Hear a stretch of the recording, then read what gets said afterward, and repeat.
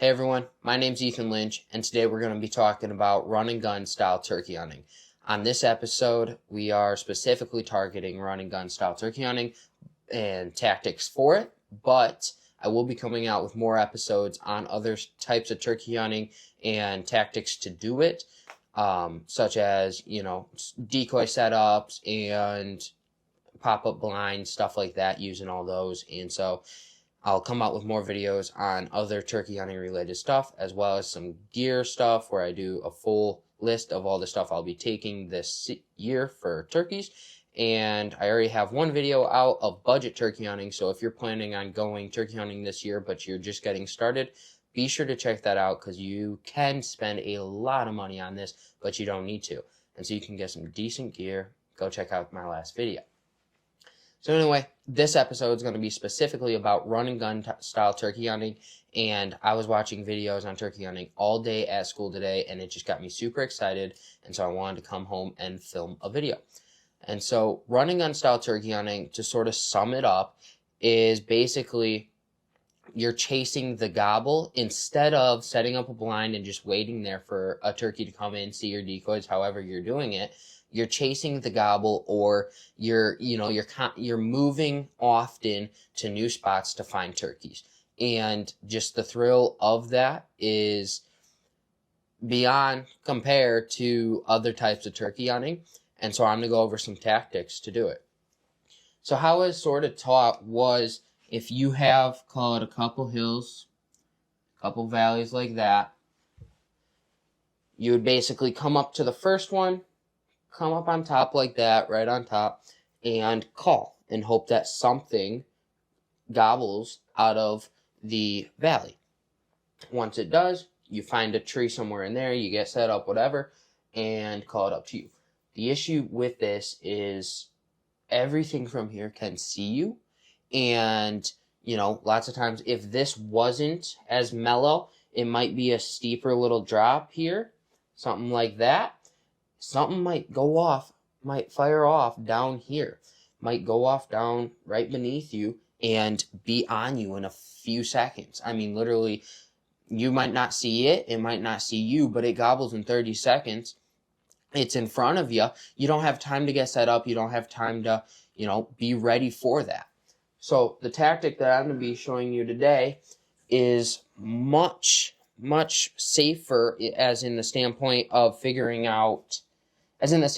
not being seen. Turkeys have about a it's said that 3 times better eyesight than humans, and so they have fantastic eyesight. And so, yeah, basically, your main goal is to shoot a turkey, and your second main goal is to not be seen, so you can shoot a turkey. And it is very, very easy to be seen. I've made a lot of mistakes trying to run and gun hunt before I actually was successful at it, and so I'm trying to just eliminate some of those mistakes for you guys. So the tactic I'm going to be talking about here is basically, instead of going to the top and calling down in and then going up to your next valley, you're going to set up somewhere over here. Now I would say a good distance is about 25 yards, wherever you're most comfortable at shooting. When you see it, what distance do you want it to be at? So what I would do, right, bright and early in the morning, say you don't hear any gobbles yet, come up to here, you think you have roosted birds somewhere over this valley, and it's over this valley, so it's not over the hill yet, it's not over either side, it's somewhere in that section. Instead of pushing up and trying to get beneath it in the tree or something like that, you're sitting over here and it cannot see you. You're over this hill. And I call it 25 yards is a decent distance where you got enough room where you could still do a little bit of stuff before that top of the hill, but you also aren't so far away that, you ain't going to be able to shoot when it comes up. So I would find a tree that's wider than your shoulders, because if it's wider than your shoulders, it's breaking up your silhouette. Now, I personally also like having something in front of me, like a down tree. I like having vertical and horizontal cover. If you look at the hunting publics, they have a video on ground hunting. I would look at that. That shows you it's more targeted for deer, but that also helps a lot with that I've learned some tactics from there, and I'm applying that to here. So 25 yards to the top of the hill, you're hoping you have roosted turkeys in this area. If you have any on this side, if you think they are over a separate hill, then you aren't going to go to this first hill. If you think they're on this side, you'll go to that second hill, and I'll explain why in a minute. So you set up 25 yards because you got them roosted in here. You do this because when they fly down, before they're out of the roost, you're going to do a little bit of light calling. Maybe they're gobbling in this area. And if you do some light calling, they might come out of the roost and fly down in front of you. They might fly down to that ridge you're set up over, and then you immediately have a shot. But if not, they fly somewhere down in this valley. Turkeys are okay with walking up a hill, but one hill. I'll explain what that means in a minute, because I'll go a little bit in depth with that, because turkeys, they like stopping on one hill. They don't like going down to go up another. So if it flies down, great. You have a shot. You called nice and soft. You didn't overcall. You responded a couple times. And then, I always stop after, it gobbles, I call. It gobbles, I call. It gobbles, I don't call. Because if I keep responding, then that time they want the hen to go to it. They don't want to go to the hen. And so if I'm responding every time, he's just going to go, hey, she's interested. She's coming to me. I don't have to go to her. She'll work up over this hill and come to me. I'm good. I don't need to pursue that. I'll just wait here. And they'll get hung up. Versus if you do it a couple times and shut off, and he's anywhere over here, he's down in this side, he will work up this hill so he can look over and say, hey, where'd that hen go? She's not calling anymore. She was being responsive. She was flirting with me, and all of a sudden she cut off. And so I want to know what's going on. Is she with another Tom? Is she, what's happening? And so your hopes is that you're going to call just enough to intrigue it so it's interested, but not too much where it's going to get hung up, not too much where it's going to think, oh, he's the crap, I'm top dog, and it will come to me. So you're hoping that they're going to come up the hill, and why you're not right on top is because anywhere down here, they can see you when you call. So because you're 25 yards back, or however far you say, as soon as that turkey hits the top of the hill, you have a shot on it. It has a few seconds at the top of that hill before you have a shot. It's not where here, if you set up right on top and there's one here, it might see you for this whole 50 yards. You're trying to get your gun set up. You're trying to, range find stuff. You're trying to, move your bags over, whatever you're doing. It has all this room to see you. Versus if you're here, it comes up to the top of this hill and it has a few seconds that it might be able to see you. But if it's gobbling, if it's being vocal, I already have my gun pointed at the point where it's going to come across. So as soon as I see that head, confirm it's a tom, I have a shot on that turkey. I don't have to wait. I don't have to let it see me. I can immediately shoot. Another great reason with run and gun, you don't need decoys. You ain't going to set up decoys within this 25 yards. Why? Because as soon as they crest that hill, you're going to shoot it. You ain't going to wait for them to work into your decoys. You don't need them to. They're already there. And so that's why you don't have to come set up on top. Wait back. They will hear you, I promise. And I know it's kind of annoying not to be able to see the turkey as they're gobbling and coming in. I get it. But you're going to ruin a lot more hunts if you don't set back over this hillside. Or even if you work up to the top of this hill, call, oh, you hear one, try to drop back. There's a very good chance that they will see you. So don't have a little bit of patience and just sit back 25 yards and let them work towards you. Don't overcall, don't overdo it. Just let them work to you. Get them intrigued and have them come over. So now I will say, if there's a roosted bird that's farther away, and even if it's a little bit more difficult to get to, there you have a little bit of different setup. So you have the first hill here, comes down, and then you have a second hill.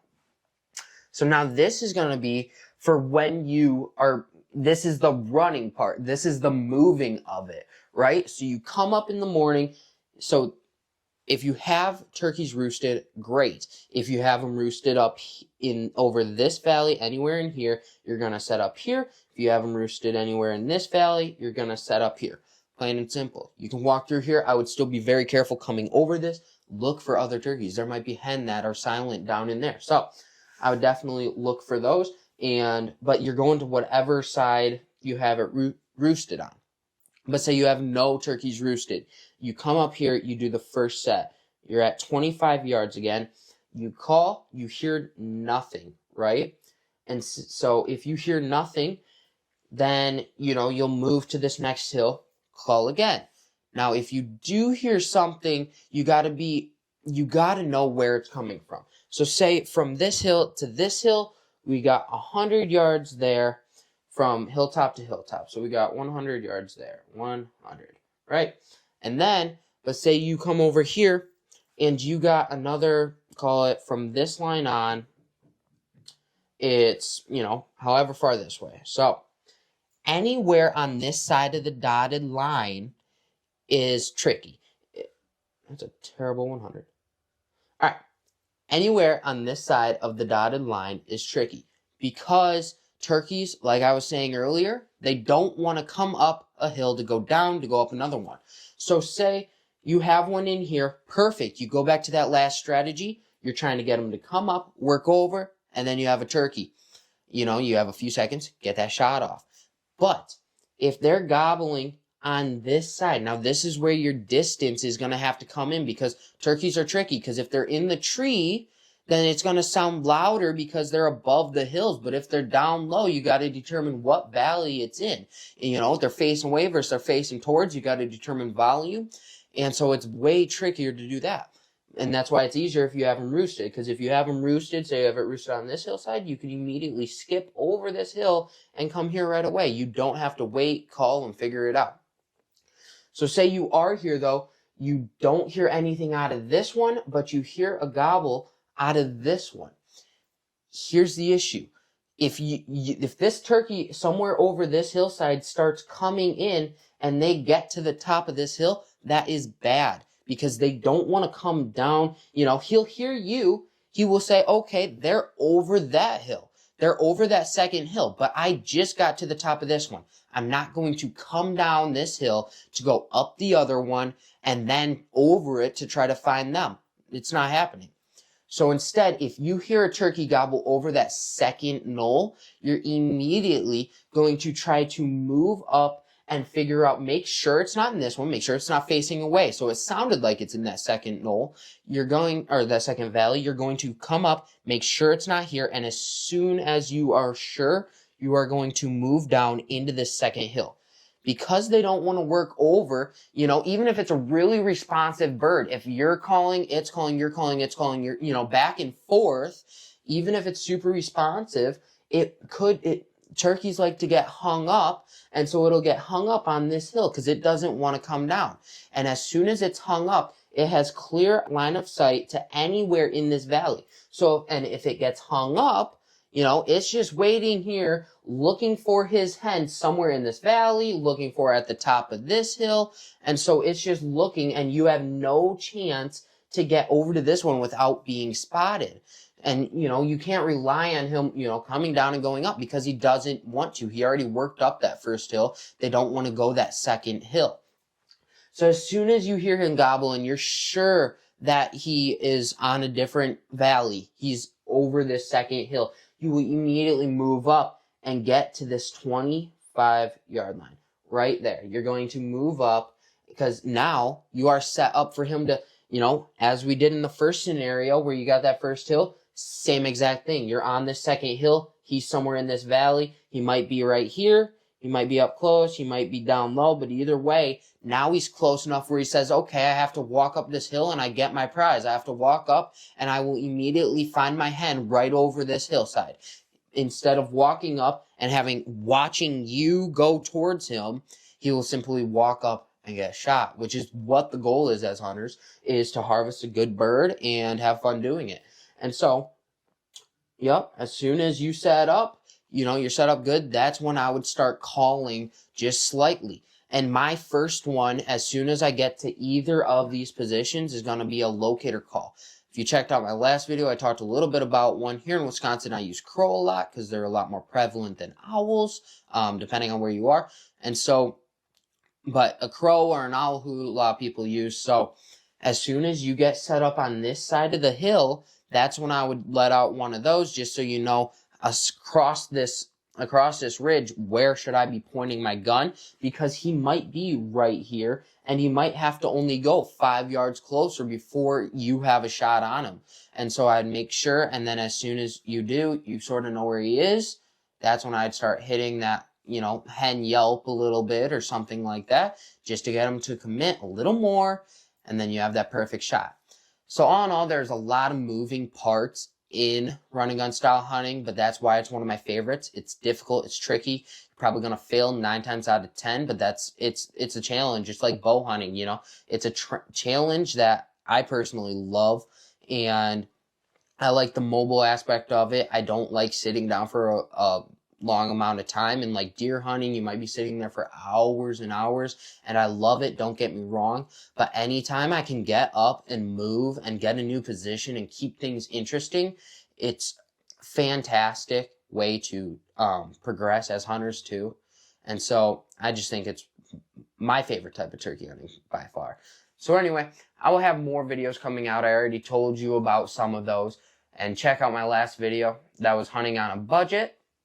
And so if you're getting into turkey hunting, just check out that video, because you don't need to spend a ton of money to get into it. So anyway, thank you guys for watching. I'd appreciate it if you like and subscribe. We got a ton more videos coming out, and I'll have more on tactics. So if this doesn't sound like it's for you, if it sounds, you know, like you are just getting into it, you want to relax, you want to have a little bit, you know, better chance at a bird, I'll have a video of that coming out, and that one will be for you. So anyway, I'll have a video for every single type of turkey hunter, and it's going to be a good 2024, so stay tuned, because it's all being filmed. So, appreciate you guys watching. I'll see you on the next one.